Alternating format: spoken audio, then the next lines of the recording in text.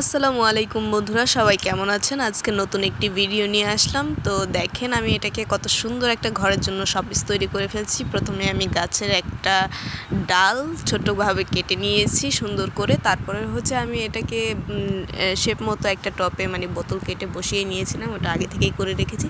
এখন নিয়ে নিয়েছি ক্লে, নীল কালার ক্লেটা নিয়েছি। আপনারা আপনাদের পছন্দ মতো যে কোনো কালার নিতে পারেন। তো এখান থেকে দেখেন ক্লেটা নিয়ে আমি সুন্দর করে গোল গোল করে নিচ্ছি। তারপরে হচ্ছে এটাকে ওই গাছের ডালটার সাথে মাথায় মাথায় ঠিক করে শেপ করে বসিয়ে দিব। তারপরে সুন্দর করে বসানো হয়ে গেলে এখন আমার যে কাজটা, আমি আগেই টিস্যু পেপারগুলো কেটে রেখেছিলাম, ওইগুলো ছোট ছোট করে কোনাচে করে কেটে রেখেছিলাম, 4 কোনাচে।